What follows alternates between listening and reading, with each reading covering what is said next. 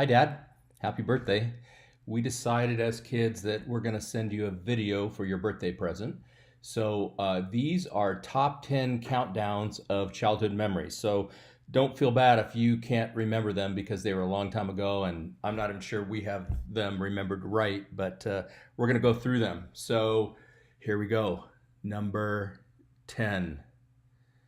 Number 10 top childhood memory is popcorn on Sunday nights. That you'd always make sure that Sunday night, whether it was a Disney movie or people coming over, but after church, Sunday night was always popcorn and sometimes grilled cheese sandwiches. And sometimes it was just us as a family, and sometimes it was people we invited over later when we were teenagers. But that was always a really great memory, and you making the popcorn was always a really good memory. So I hope you remember that. Number 9. Number 9 is you taking us to Grandma and Grandpa's house a lot, once a month maybe, with our cousins, so that we could visit with them and have dinner, usually on a Sunday afternoon. And I think we all just remember going over there so many times. It was just such a great time growing up. And I appreciate that it wasn't your mom and dad, but it was mom's mom and dad, and you went faithfully and took us every week or so to go see them. And we had such a good time while we were there. And they're just really good memories. Number 8, childhood memory. Number 8 childhood memory is making a gigantic kite. We did it as part of Boys Brigade, but I think you were just having fun, and I was having fun, and you had this idea for using the like half-inch by half-inch pieces of wood. I'm sure it wasn't cheap, and we also used wrapping paper, and we made a few runs to the store and lots of tape and lots of rope, and that kite was huge. And I think we flew it twice, once out of the front yard, and it went, oh wow, it really went a long way, and once in the church parking lot too, and I think it went really high too, and it was so strong that it was lifting one person off the ground. It took more than one person, I think, to handle that kite. So I don't know how old I was. I would guess that I would be 9 years old at that point. And that was really a fun, inventive time to make that kite. Number 7 memory. These are in no particular order, by the way, but the 7th one was camping. You would always take us camping at the beach, and I always loved going to the beach. It was just, for a kid, that's where you wanted to be in your summer. And you found a way that we didn't have to rent a beach house, and we didn't have to go to Hawaii or across the country. We could go in our tent trailer and stay a week or two, or go back for multiple weeks. You always found a way, and we had such a great time on those trips. And I hope that you did too. We always had lots of friends and lots of time in the sun, and it was warm and it was nice, and those are just great memories. And I've tried to copy some of those with my family too. I've been taking them to the beach house, and Susan's been taking them to the beach houses too. And now with the grandchildren, maybe we'll get the chance to do that again. Okay, number 6 memory, not in any special order. I don't think that Cynthia and Kristen will relate to this, but Lisa and I always had a portable pool in the backyard, and you'd put that thing up, and you would build it and put the water filter on and get the chemicals working right, and we could live in our pool, our backyard pool, and that was pretty fun. And I think they started pretty small. They were about 2.5 or 3 feet, but in the end, you really went all out. You had like a 6-foot tall pool, 5-foot tall pool with the wood ladders that would run up to the top and back. And we spent a lot of time in that pool when I was in 2nd and 3rd grade, I remember. And we definitely didn't need a built-in pool. I never really thought anything about it, that the next door neighbors had a built-in pool. I never wanted one. Just having our pool was good and good enough. So thanks for doing that. That was a lot of fun to have a backyard pool. Okay, number 5, again in no particular order. This is similar to the camping one, but this is the road trips. We took road trips across the country and really saw a lot of America. I've never mapped out how many states we went to, but if we counted across the top of the U.S. and across the bottom of the U.S., we hit a large number of them. I don't know if it was your goal to hit all 48 states or not, but we sure hit a lot. We'll have to one time bring a map out at Christmas or Easter or Thanksgiving and try to figure out how many states we actually went to on those different trips.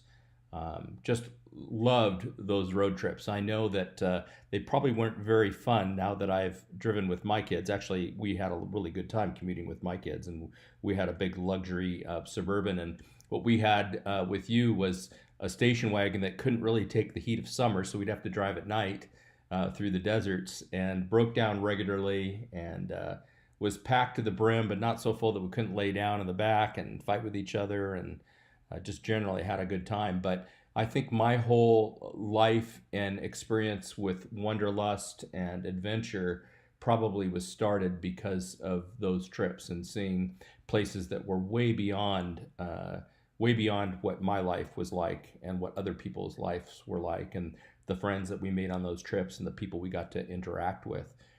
We didn't go internationally, but we sure got to see a lot of America, and that was pretty good.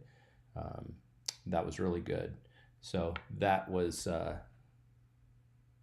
number 4 childhood memory. I don't know if anybody's going to remember this one, but we used to go to the drive-in movies as a very special thing. And of course, back then you had cartoons in the beginning, you had a movie, you had intermission, and then you had a second movie. And we would go, and it would be the biggest deal to go to the Le Havre Drive-In.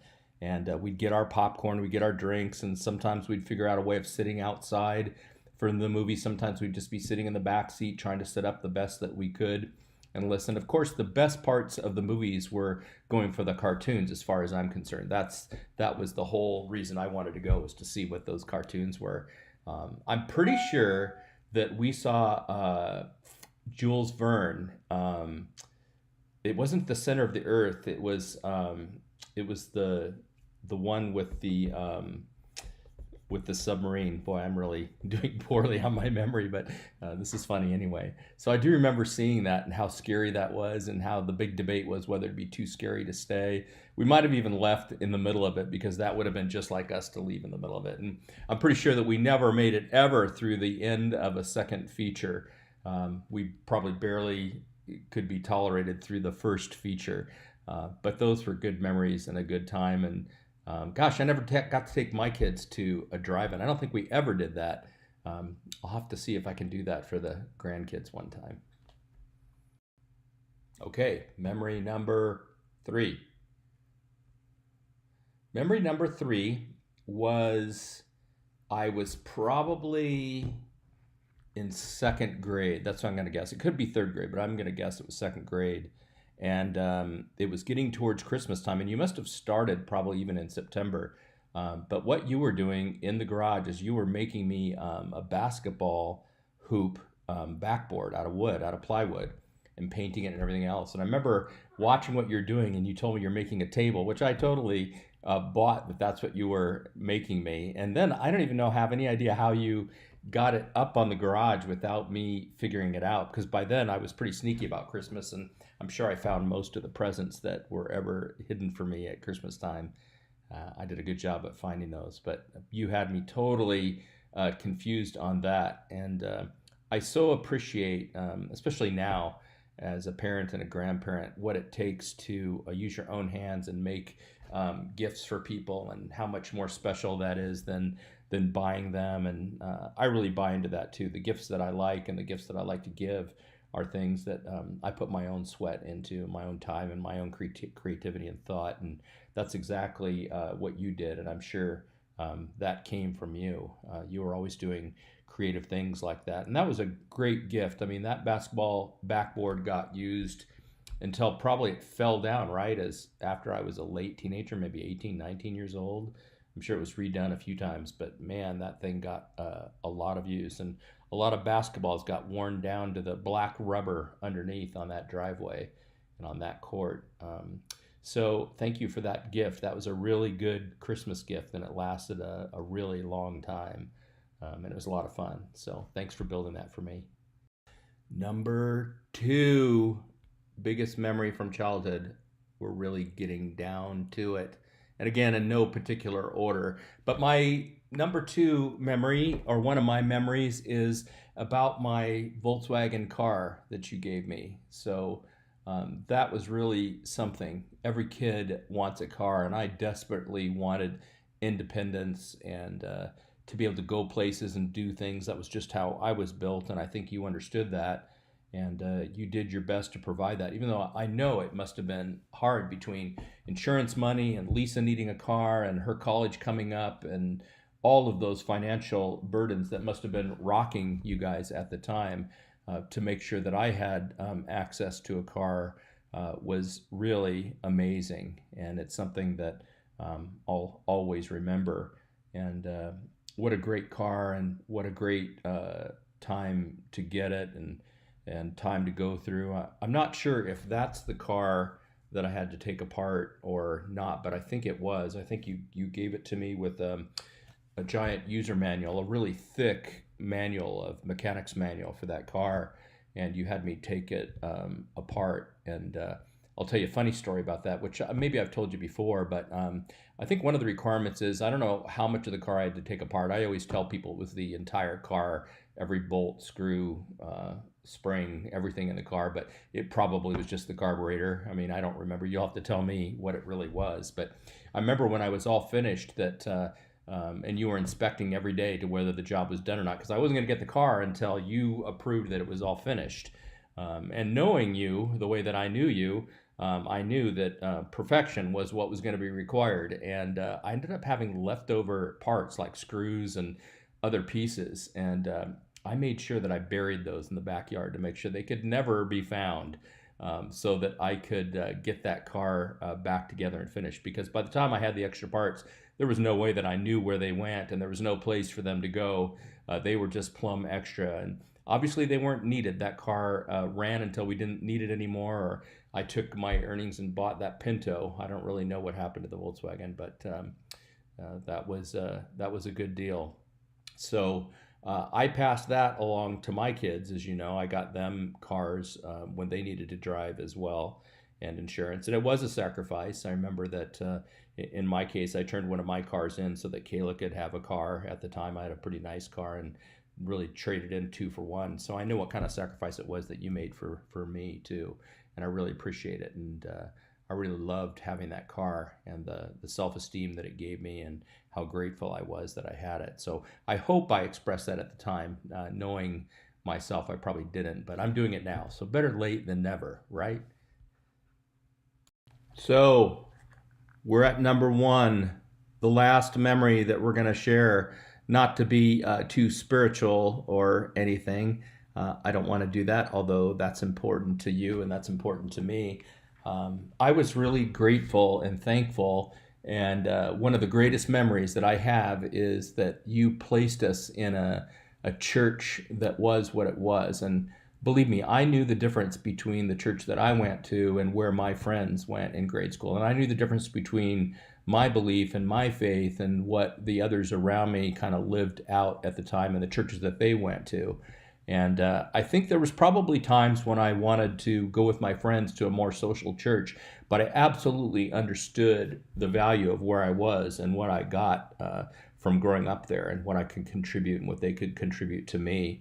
And finding Faith Baptist Church was really good. And that, for that church, for me, for the core of my childhood, was it. I mean, up until the time I started to go to like Saturday nights at Calvary Chapel or places like that, it was really my home church. And one of the greatest parts about it was being raised by all the church ladies and the families in the church. Really, I couldn't go anywhere without you and Mom getting a phone call from somebody about where I was or what I was doing and who I was with, and how that was going. And even though it was a small church, there was a lot of accountability there, which was kind of fun. I also got to help to build a little bit of the church. The church was built from scratch from a vacant land, and I remember the first shovel full of land that was done, and how we had some dignitaries from the Conservative Baptists union came out to help turn over the first shovelful of dirt. Didn't really understand why it was only a shovelful, but I remember that day. And I remember, you all letting me run wires underneath the flooring because I was small and I could do it, and cabling so that the church got cabled right for the electronics and for the sound and some other pieces that were going in there. And it was really my second home. And later, as a teenager, I think it was trying to help out Deborah with some extra income. I even did some custodian work at the church and cleaned, and I really liked cleaning. That was really a good time for me to scrub sinks and toilets and the rest. And you'd think I wouldn't like that, but I actually did like that quite a bit. And to be there in a quiet time and in kind of a spiritual place was kind of fun and kind of good. So, I really appreciate you taking the time to find the right church and sticking to your guns about what kind of place you were going to raise your family and what church you were going to be a part of and where your kids were going to hear the gospel and who they're going to hear it from and how involved you all were. And it just was the right choice. It just was so good in the formation of my life and my siblings' life.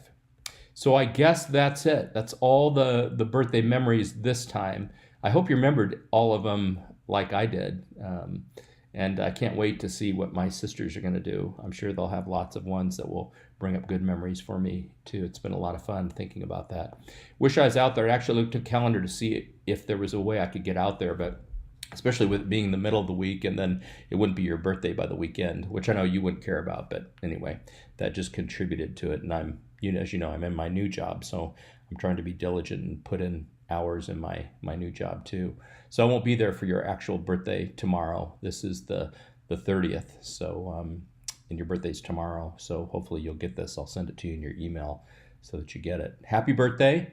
And I miss you. We'll get out there soon to see you. Stay mobile. Come on out and visit the family. And we'll see you soon. Happy birthday, Dad. Bye.